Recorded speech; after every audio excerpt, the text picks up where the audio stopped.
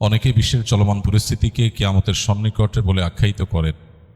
আসলে কি তাই? কিয়ামত হওয়ার জন্য অবশিষ্ট সকল আলামত সমূহ জানতে চাই। গুরুত্বপূর্ণ প্রশ্ন। কিয়ামত নিকটে, এটি কোরআনে কারীম বহু আগেই ঘোষণা দিয়ে দিয়েছে।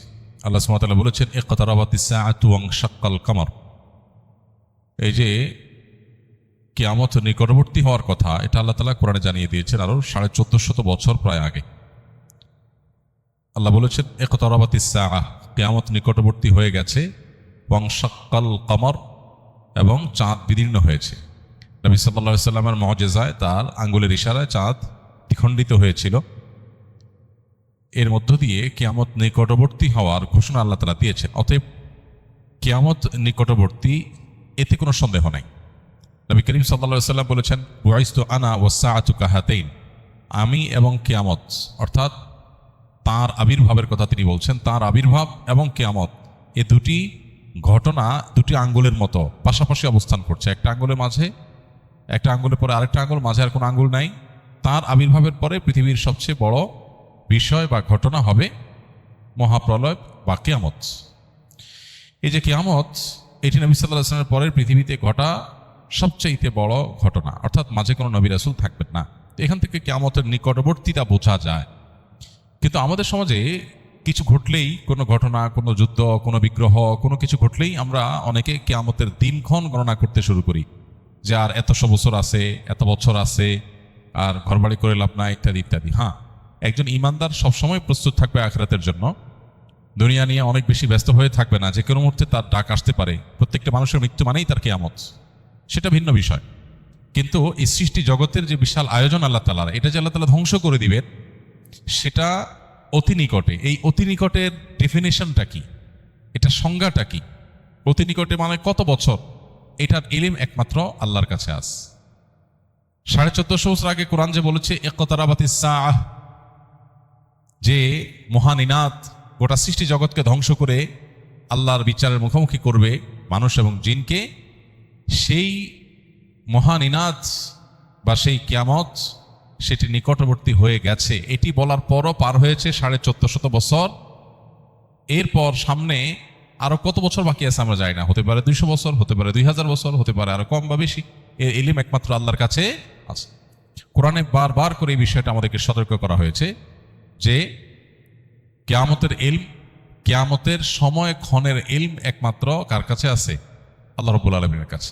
খোদ নবী সাল্লাল্লাহু আলাইহি সাল্লামকে যখন জিজ্ঞাসা করা হয়েছিল কিয়ামত কবে হবে, তিনি উত্তরে বলেছেন, মাল মাসউলু বিহা বিআলামা মিনাস সাইল। যাকে জিজ্ঞাসা করা হয়েছে তিনি প্রশ্নকর্তার চাইতে বেশি জানেন না। অর্থাৎ ঠিক কবে হবে এই দিনক্ষণ আমরা কেউই আসলে জানি না। এটা জানেন কে? আল্লাহ রাব্বুল আলামিন। তবে হ্যাঁ, কিয়ামতের অনেক আলামত আছে। এই আলামতগুলো আপনি চাইছেন যে অবশিষ্ট সকল আলামত জানতে। কিয়ামতের সকল আলামত একসাথে জানানো কঠিন। কিয়ামতের আলামতগুলো দুই প্রকার। একটা হলো আলামাতে কুবরা, বড় আলামত। বড় আলামত বলতে উদ্দেশ্য হলো যেগুলো কিয়ামতের ঠিক কাছাকাছি সময়ে একেবারে শেষ মুহূর্তে প্রকাশ পাবে, যেগুলো দেখে মানুষ বুঝবে যে শেষ, আর সুযোগ নাই। যেমন সূর্য প্রতিদিন পূর্ব দিক থেকে উঠে, ওই দিন পশ্চিম দিক থেকে উঠবে, তখন সবাই বুঝে যাবে যে হ্যাঁ শেষ। তখন তওবা করলো আর তওবা কবুল হবে না, একেবারে শেষ কিয়ামতের এই আলামত প্রকাশের। এছাড়া আরো কিয়ামতের 9টি আলামত আছে। হাদিসে মোট 10টি আলামতের কথা বলা হচ্ছে। এগুলো কিয়ামতের একেবারে নিকটবর্তী সময়। কয়েকটা বড় ভূমিধস হবে, হ্যাঁ, তারপরে ইয়াজুজ মাজুজের প্রকাশ, আত্মপ্রকাশ ঘটবে। দাব্বাতুল আরদ, একটা প্রাণী অলৌকিকভাবে প্রকাশিত হবে, ইত্যাদি ইত্যাদি কিয়ামতের আলামত আছে। আর ছোট আলামত যেগুলো, ছোট আলামত বলতে যেগুলো কিয়ামতের অনেক আগে থেকে প্রকাশিত হওয়া শুরু করেছে, যেমন নবী করিম সাল্লাল্লাহু আলাইহি ওয়াসাল্লামের আবির্ভাব ইটসেলফ কিয়ামতের একটি আলামত। কিয়ামতের আলামত মানেই কিন্তু নেগেটিভ কিছু না। আমরা মনে করি কিয়ামতের আলামত মানেই খারাপ কিছু। এটা সবসময় জরুরি না। হ্যাঁ, বেশিরভাগ আলামতই হয়তো, বা একটা উল্লেখযোগ্য সংখ্যা আলামতই হয়তো নেগেটিভ বা খারাপ জিনিস, অপ্রত্যাশিত জিনিস।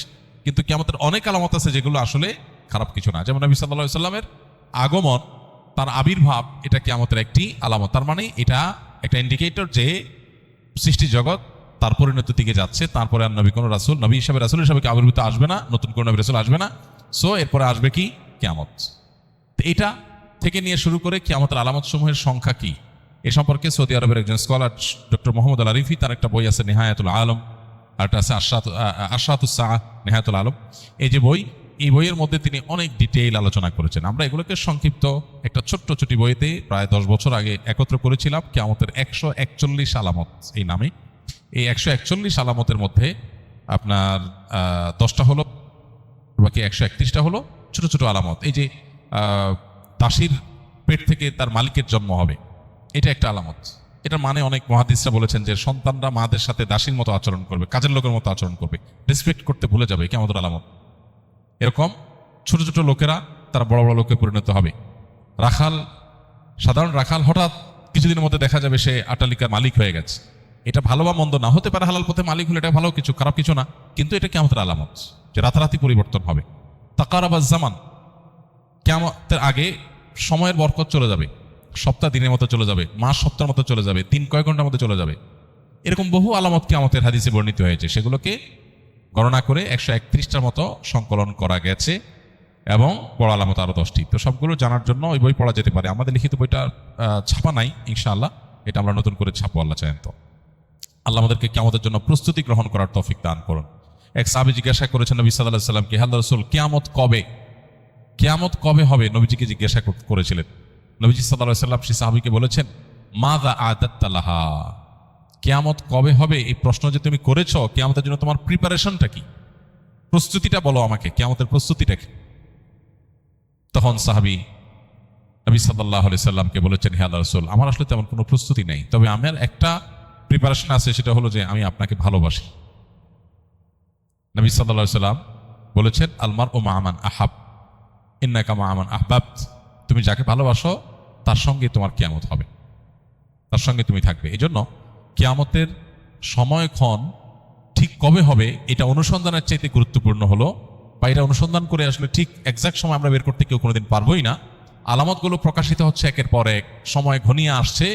যে কোনো মুহূর্তে আমার মৃত্যুর মাধ্যমে আমার ব্যক্তিগত কিয়ামত শুরু হবে, আমার নিজের কিয়ামত শুরু হয়ে যাবে। ইদা মাতাল ইনসান ফাকাদ কামাত কিয়ামাতুহু, মানুষ মারা গেলে ওইটা তার একজনের কিয়ামত। আর সামগ্রিক যে কিয়ামত গোটা সৃষ্টি জগতের, সেটাও অতি সন্নিকটে। আমাদের দরকার হলো প্রস্তুতি গ্রহণ করা। আল্লাহ আমাদেরকে যথাযথভাবে প্রস্তুতি গ্রহণ করবার তৌফিক দান করুন।